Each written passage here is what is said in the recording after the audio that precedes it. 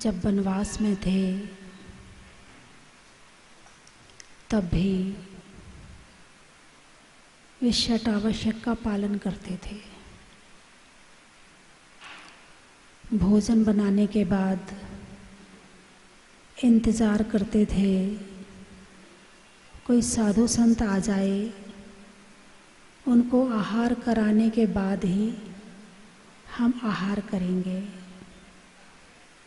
एक दिन दो चारण रिद्धिधारी मुनिराज आकाश मार्ग से गमन कर रहे थे। उन्होंने देखा जंगल में कोई श्रावक पड़गाहन के लिए खड़ा है, जबकि उन्हें ये नहीं पता था राम सीता को कि यहाँ कोई मुनिराज है या नहीं है। इसे कहते हैं द्वारा छेपण। क्या कहते हैं? मुनिराज हों और ना हो, भोजन बनाया, पड़गाहन के लिए दरवाजे पर खड़े होते हैं, इंतज़ार करते हैं।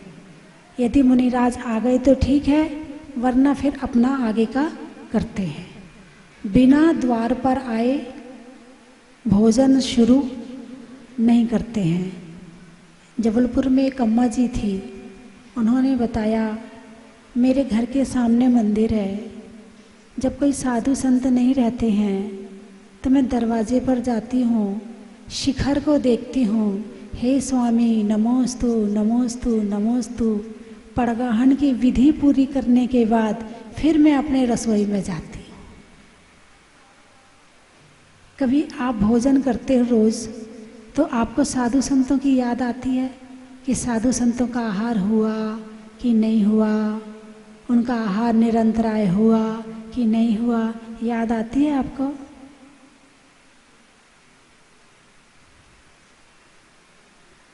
कम से कम चौका नहीं लगा सकते तो ये याद तो कर ही लिया करो। जितने पुण्य के रास्ते हैं सारे बंद होते जा रहे हैं। किसके रास्ते? पुण्य के रास्ते। फिर परेशानियां आती हैं तो लोग कहते हैं अरे हमने ऐसा तो कुछ किया नहीं, कुछ किया तो नहीं, कुछ भी तो नहीं किया। जो श्रावक के पुण्य के 6 रास्ते हैं, देव पूजा, गुरु उपासना, स्वाध्याय, संयम, तप और दान, तुमने 6 रास्ते बंद कर दिए। देव पूजा करते नहीं, अभिषेक करते नहीं, गुरु उपासना करते नहीं, आहार देते नहीं, आहार देना तो छोड़ो याद भी नहीं करते हैं। गुरु उपासना नहीं, स्वाध्याय होता नहीं है, संयम का पालन कर नहीं सकते, रस परित्याग होता नहीं है, उपवास होता नहीं है, व्रत होता नहीं है, एकासन होता नहीं है, संयम का पालन छोड़ दिया, तपस्या नहीं करते और दान भी नहीं करते। दान थोड़ा बहुत कर लेते होंगे, आहार दान, अभय दान, ज्ञान दान, औषध दान, कौन सा दान करते हो? अरे बोलिए ना।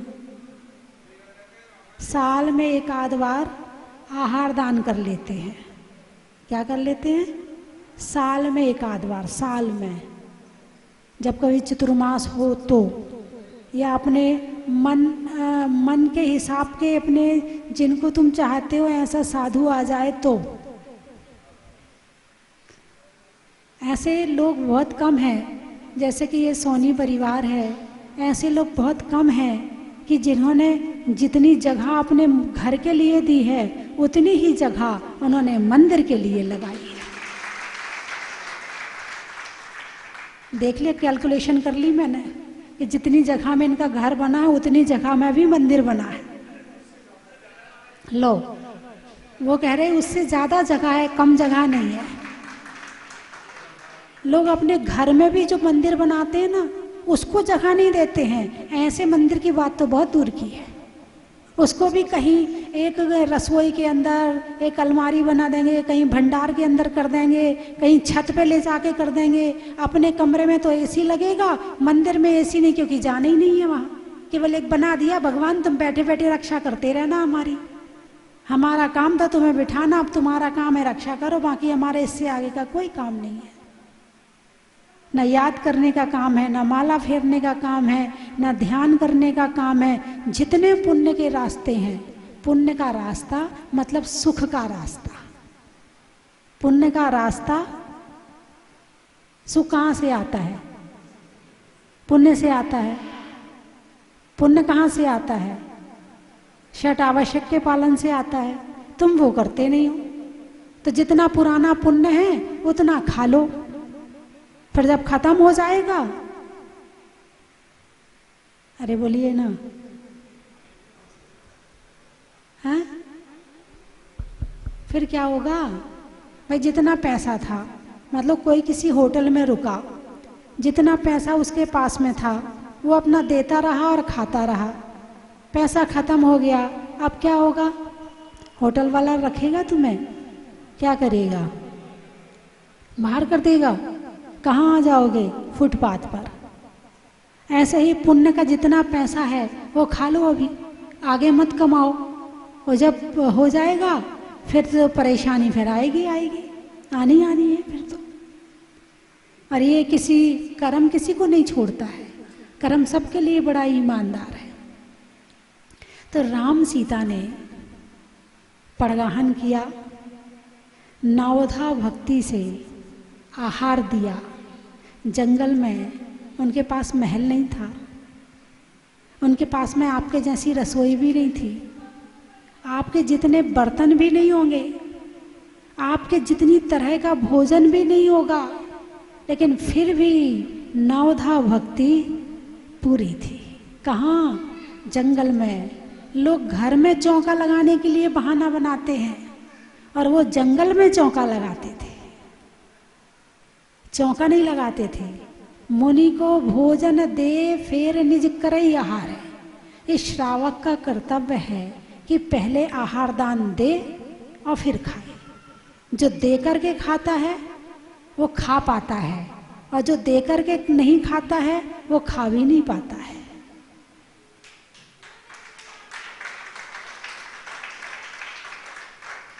जो दे करके खिला के खाता है वो ही खा पाता है, और जो खिला के नहीं खाता है, तो आजकल के छोटे छोटे बच्चे भी नहीं खा पा रहे।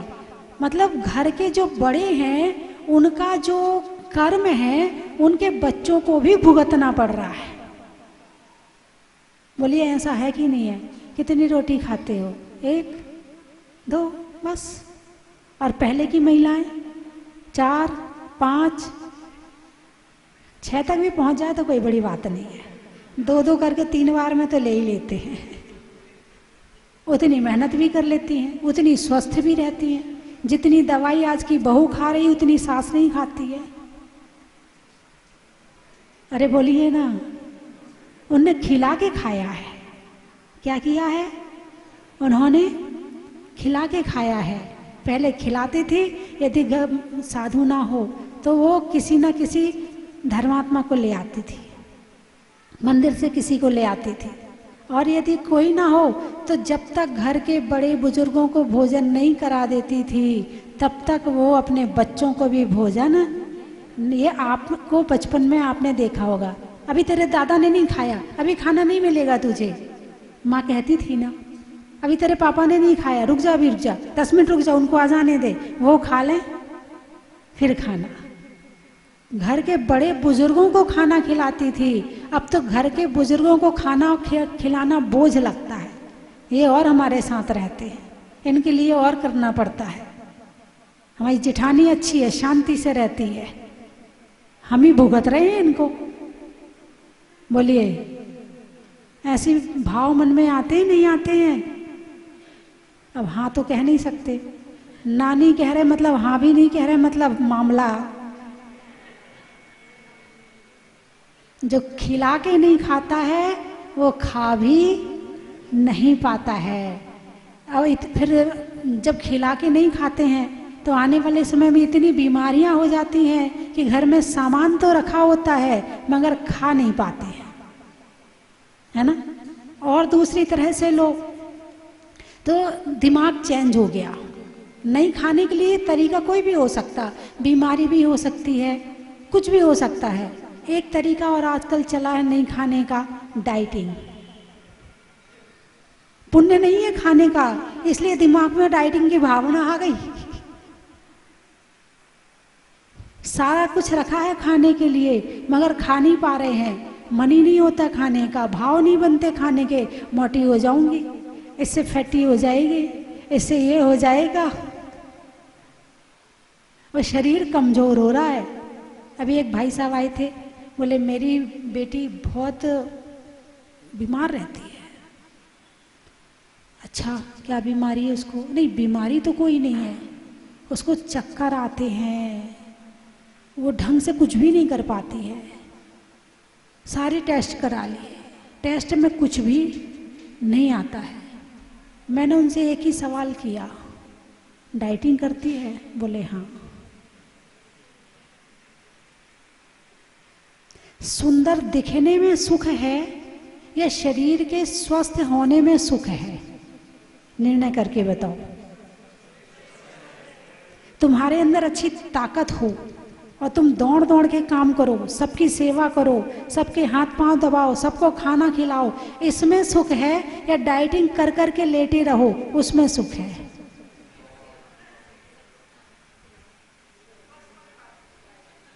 डाइटिंग कर रहे हैं ना, अब किसी को खिला नहीं सकते क्योंकि शरीर में दम ही नहीं है। शरीर खोखला हो गया। क्या हो गया? खोखला हो गया। और खोखला पेड़ जरा सा हवा भी चले, तूफान भी आए, गिर जाता है। ऐसे ही ये खोखला शरीर ना जाने कौन सी बीमारी पकड़ ले इसको। कम से कम जिस समय खाने का समय होता है, आजकल वो छोटी सी लड़की कहती मैं दूध नहीं पीऊंगी, मैं मोटी हो जाऊंगी ना। हाँ, इतनी इतनी सी लड़कियां आजकल, पता नहीं क्या बीमारी आई है। पहले के तो बच्चे खाने के लिए लड़ते थे कि मुझे चाहिए और मुझे चाहिए। शाम को स्कूल से लौटते थे तो खाने के लिए लड़ते थे कि चावल हम खाएंगे, भात हम खाएंगे, तू रोटी खा। लड़ते थे। और अब कहते हैं हमें कुछ खाना ही नहीं है। ये सुख का समय आ रहा, दुख का समय आ रहा है। पहला सुख और पहला दुख बीमारी काया। पहला दुख बीमारी काया। जितने भी दुख हैं संसार में, उसमें सबसे पहला दुख बीमारी काया। और ये डाइटिंग से क्या होगा? बीमारी काया। तो बंधुओं, बात चल रही थी राम सीता की।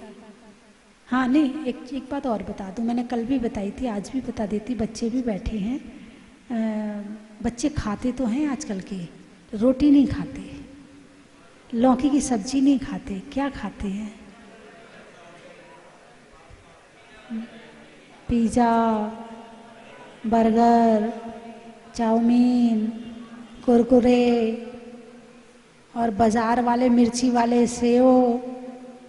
एक दिन तो मैंने, एक बच्चा बैठा था, ऐसे ही बैठा था, महिला लेके आई, उसके साथ में छोटा बच्चा था, करीब होगा मुश्किल से 1-1.25 साल का बच्चा होगा, मुश्किल से 1.25 साल का होगा, इससे ज़्यादा का हो ही नहीं सकता। और वो बच्चा, उसके हाथ में एक पैकेट था और वो उसमें हाथ डाले, खाए, फिर हाथ डाले, फिर खाए। 1-1.25 साल का बच्चा इतनी मिर्ची खा रहा है। मैंने कल बताया था, बच्चों का पेट मिर्ची खाने को, मिर्ची पचाने लायक नहीं होता है। मुश्किल 8-10 वर्ष के बाद ही पेट मिर्ची और ये मसाले पचा सकती है। यदि उसके पहले यदि बच्चा मिर्ची मसाला ज़्यादा खाएगा तो बच्चे के पेट में कहीं ना कहीं आंतों में छेद हो जाएगा, कहीं ना कहीं आँखें खराब हो जाएगी। अभी वो जितना खा रहा ना, जवानी में खा ही नहीं पाएगा वो बच्चा। इसलिए बच्चों को ये सारी चीज़ें नहीं खिलाना चाहिए। चलिए फिर विषय पर आ जाऊं। जंगल में पहुंच जाऊं, राम सीता के पास, उन्होंने आहार दिया। आहार देने के बाद मुनिराज बाहर आए। एक शिला पड़ी हुई थी, उस पर दोनों मुनिराज बैठ गए। एक जटायु पक्षी, एक गिद्ध पक्षी ऊपर बैठा था। वो ऊपर से देख रहा था, उसने सारा आहार भी देखा।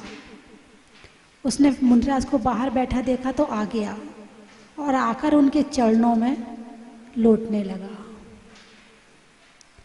श्री राम ने प्रश्न किया, प्रभु ये कौन है और ये इस तरह क्यों कर रहा है? बोले ये दंडक वन का दंडक राजा है। जो ये दंडक वन है ये इसका पहले राजा था। इसने अपने रानी के कहने पर जो मुनिराज थे उनको घानी में पिलवा दिया था, कई मुनिराजों को। एक मुनिराज को क्रोध आ गया तो उनके दाएं हाथ से अशुभ तेजस पुतला निकला और उसने पूरे दंडक राज्य को जला दिया। ये राज्य था पहले, वन नहीं था। जलने के बाद ये वन बन गया। राजा मरकर नरक गया, अनेक योनियों में घूमता हुआ आज ये गिद्ध पक्षी बना है। इसे याद आ गया है, जाति स्मरण हो गया है कि मैंने पहले ऐसा गलत कार्य किया था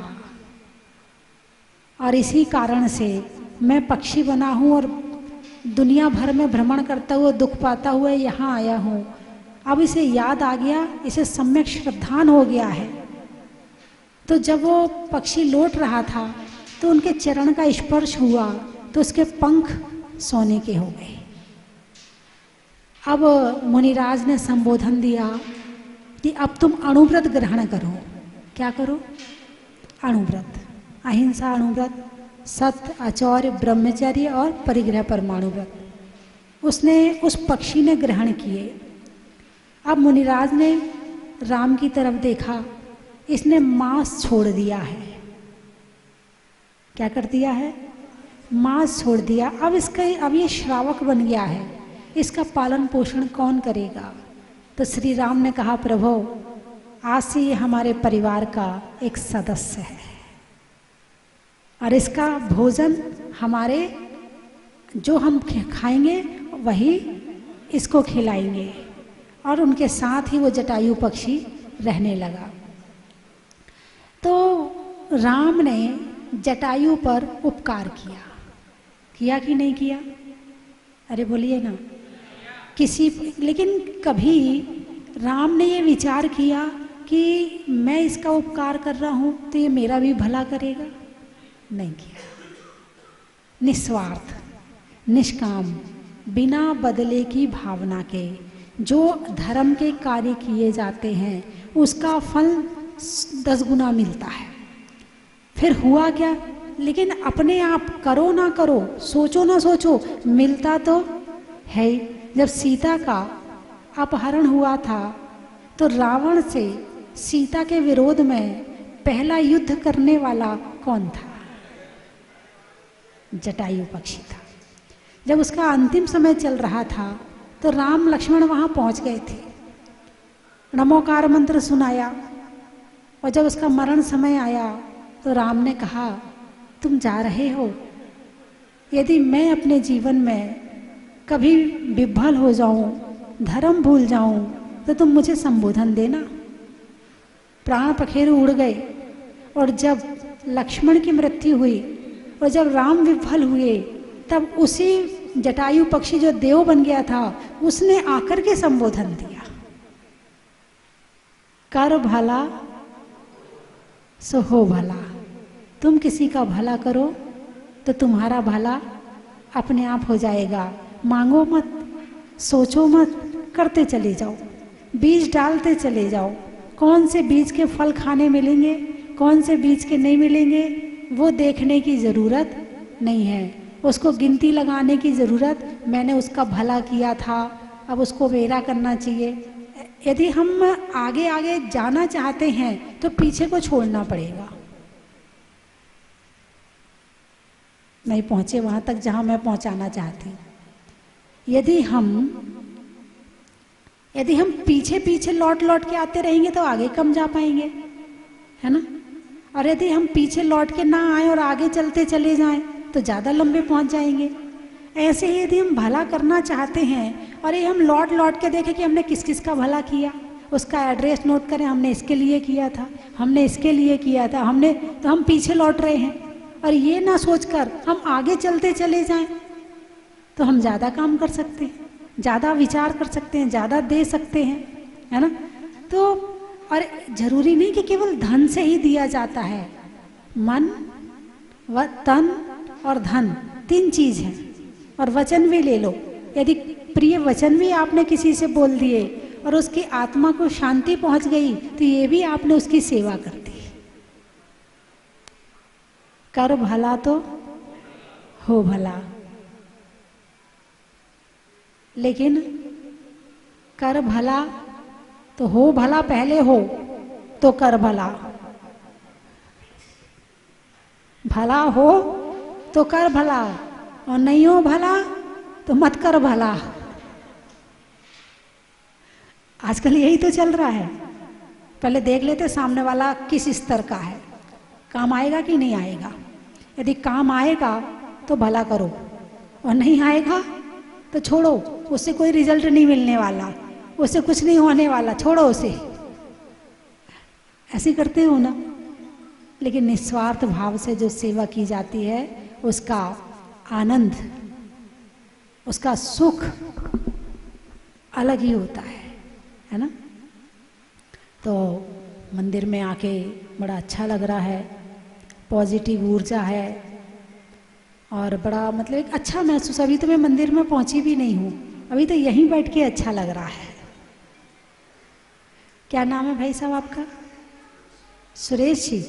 वाह, सुरेश, सुरों के ईश यानी सौधर्मेंद्र। तो आपने ही मंदिर बना दिया, आपका कुबेर कहाँ है? यही है। अच्छा, मतलब एक ही घर में कुबेर भी है और सौधर में भी है। बहुत बढ़िया। तो एक बार जोरदार ताली बजा के इनका स्वागत करें। और इनसे प्रेरणा लें कि जब ये इतना कर सकते हैं तो कम से कम हम थोड़ा थोड़ा तो कर ही सकते हैं। कम से कम देव पूजा तो कितने लोग अभिषेक करते हैं? अच्छा, काफ़ी लोग बैठे, काफ़ी लोग नहीं भी करते हैं। कर सकते हो कि नहीं कर सकते हो?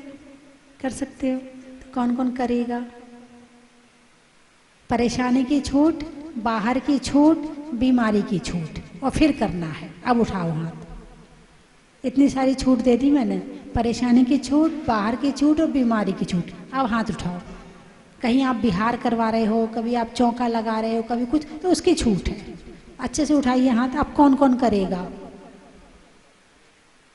अभी भी कुछ लोगों ने हाथ अभी भी नहीं उठाया है। अरे कर लो जब तक शरीर में दम है।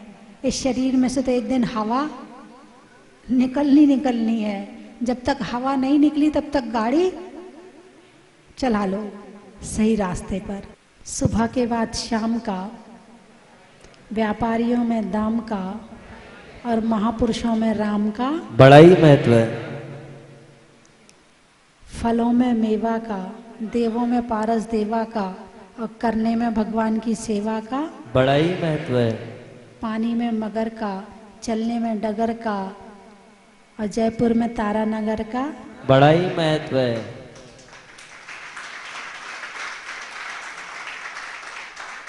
रंगों में हरा का, गाँव में दरा का और आने वालों में जगतपुरा का बड़ा ही महत्व है। अभी कहाँ से आई हूँ मैं? सूर्यनगर से। अच्छा, मैं भूल जाती हूँ, रोज चेंज हो जाता है तो मैं भूल जाती कल कहाँ थी, सुबह कहाँ थी, शाम को कहाँ थी, दोपहर में कहाँ थी। कई बार तो अभी मैं वहाँ थी, जौहरी बाजार गई थी जिस दिन जुलूस निकला था। एक दिन में 5 स्थान चेंज हुए थे। रात्रि विश्राम किया, सुबह वहाँ से निकली, फिर जहाँ से जुलूस निकलना था वहाँ गई, फिर वहाँ से जहाँ जुलूस गया वहाँ गई, फिर वहाँ से आहार करने दूसरे मंदिर में गई, फिर वहाँ से दूसरे मंदिर में रात्रि विश्राम के लिए गए। एक दिन में 5 जगह। भक्त इतने अच्छे हैं। अभी भी रास्ते में एक भक्त आ गए, बेचारे 5:30 बजे से सड़क पे बैठे थे, हमारे पास तो आए नहीं। सड़क पे 5:30 बजे से बैठी इंतजार कर रहे थे। महिलाएं सारी एक ड्रेस में थी, हमें पता नहीं। अब माता जी नया मंदिर बनाया है, 4 जून को वेदी प्रतिष्ठा करी, चलो आप तो बस थोड़ा सा अंदर है, बस थोड़ा सा अंदर है। अब मैंने उनकी भावना देखी तो मैं चली गई। बड़ा अच्छा मंदिर बनाया, बड़ा सुंदर मंदिर बनाया है। तो ऐसे भक्तों के अंदर, जयपुर वालों में भक्ति तो बहुत है। इतने मंदिर बन रहे हैं तो ऐसे थोड़ी बन रहे हैं। अब जयपुर में कुछ छूटा है मेरा, पूरे जयपुर में यदि कोई एरिया छूटा हुआ है तो केवल एक एरिया छूटा है बस, बाकी मेरे ख्याल से सारा हो गया। बता सकते कौन सा छूटा है? नहीं बोल रहे हैं। प्रताप नगर, प्रवेश वहीं से किया था और वहीं से रवाना हो गई, बस वही छूटा है। बाकी मेरे ख्याल से सारे हो गए। अब तो पूरा जयपुर लगभग हो चुका है। नहीं, पास में तो पूरा जयपुर है। पूरा जयपुर वाला यही कहते बस ये रहा, आधा किलोमीटर आ गया भाई, कहाँ ये रहा।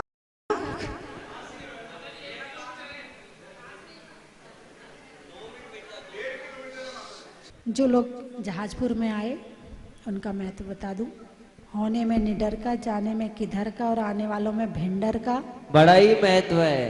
खेत में खाद का, होने वाली बरसात का और आने वालों में अहमदाबाद का बड़ा ही महत्व है। सावन की घटा का, रसोई में पटाखा और आने वालों में कोटा का बड़ा ही महत्व है। प्रभु की मूरत का, मनुष्यों की जरूरत का और आने वालों में सूरत का बड़ा ही महत्व है। जनवरी में जाड़ा का, जाड़े में काढ़ा का, आने वालों में बांसवाड़ा का बड़ा ही महत्व है। सड़क में टोल का, सब्जी के झोल का, आने वालों में घाटोल का बड़ा ही महत्व है। चैन में कड़ी का, भोजन में बड़ी का और आने वालों में केकड़ी का बड़ा ही महत्व है। महीनों में मई का, वृक्षों में छुई मुई का और आने वालों में मुंबई का बड़ा ही महत्व है। गाने में सुर का, नृत्य में नूपुर का, आने वालों में जयपुर का बड़ा ही महत्व है। जंगल में शेर का, फलों में बेर का, आने वालों में गौनेर का बड़ा ही महत्व है। दुर्गापुरा से कौन आया? वो तो अपने संघ के ही हैं। महल योजना, अनाज में चना का, गर्मी में पना का, आने वालों में महल योजना का बड़ा ही महत्व है। बोलिए 24 भगवान की।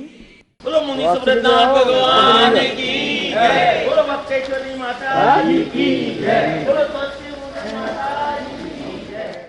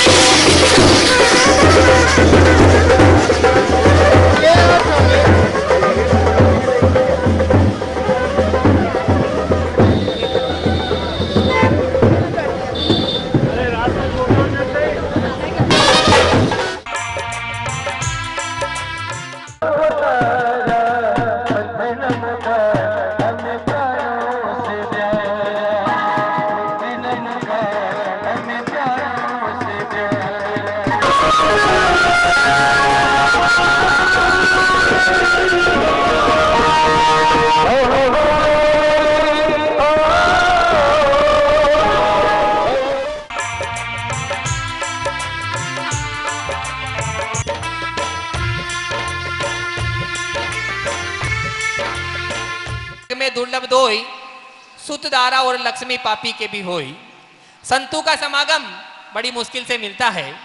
जब महान पुण्य का उदय आता है तब ऐसा सुअवसर मिलता है।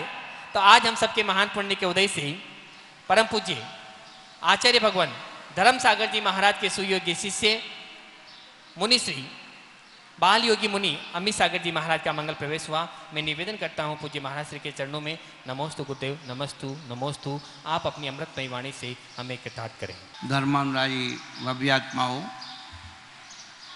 आज का परम पावन दिन हम लोग जहाँ पर स्वस्थी धाम में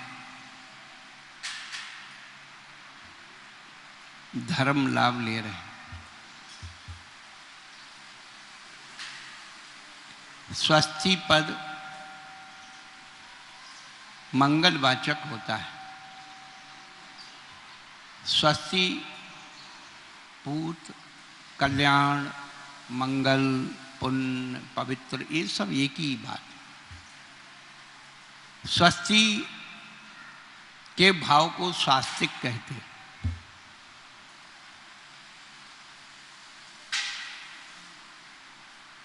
और स्वास्तिक आप बनाते हैं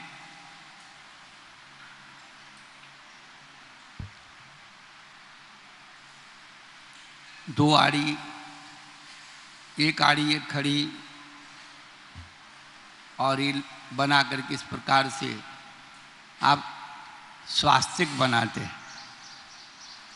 और बचपन से हर मांगलिक कार्य में हम लोग स्वास्तिक बनाते आए हैं। 1548 में जीवराज पापड़ीवाल नाम का एक व्यक्ति हुआ जिसने अपने द्रव्य से 1,00,000 मूर्तियों की प्रतिष्ठा कराई थी। भारत देश का ऐसा कोई गांव नहीं मिलेगा 100 वर्ष पुराना यदि है, आप जाकर के देख लो, 2, 4, 1, 2, 4, 10 मूर्तियां मिलेंगी। और उन मूर्तियों में अतिशय है। ये स्वस्ति धाम हम सब के लिए स्वस्ति के रूप में, मंगल रूप में, कल्याण रूप में, पुण्य रूप में प्रतिफलित हो, इसी मंगल कामना के साथ चलो मुनि सुब्रत नाथ भगवान। चन की थाल को सजाओ रे आज, रत्नों की थाल को भर लाओ रे आज। आओ आओ करे रे गुणगान आरती भगवन की। आओ आओ करे गुणगान आरती भगवन की। आओ आओ करे रे गुणगान आरती भगवन की।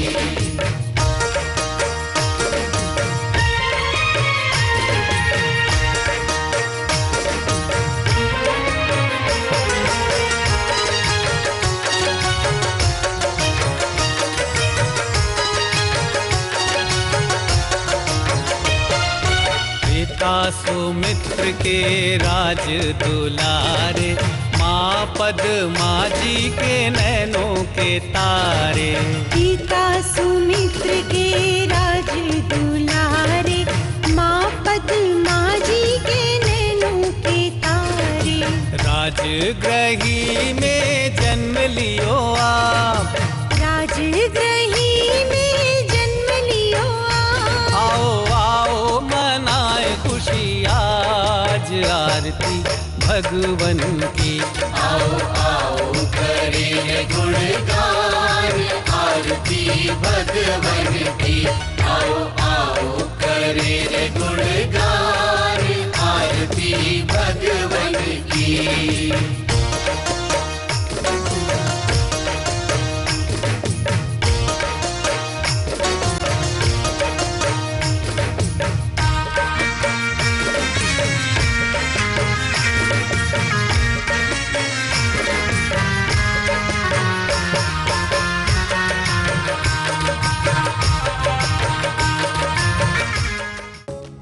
परम विदुषी लेखिका गणिनी आरिका रत्न श्री 105 स्वस्ति भूषण माता जी, जिन्होंने मात्र 20 वर्ष में 100 से भी अधिक किताबें लिखकर जैन समाज को अनूठा योगदान दिया है। बड़े बड़े विधान जैसे कल्पद्रुम महामंडल विधान, सिद्ध चक्र महामंडल विधान, इंद्रध्वज महामंडल विधान एवं विशेष जिनपद पूजांजलि आदि महत्वपूर्ण साहित्य बहुत ही सरस, सरल व सुबोध शैली में लिखे हैं, जिसमें गद्य एवं पद्य साहित्य भी समाहित है। इन महान साहित्यों को पढ़कर आप भी अपने ज्ञान का विकास कर सकते हैं। साहित्य प्राप्त करने हेतु आज ही संपर्क करें। संपर्क सूत्र 7906062500 98683456768।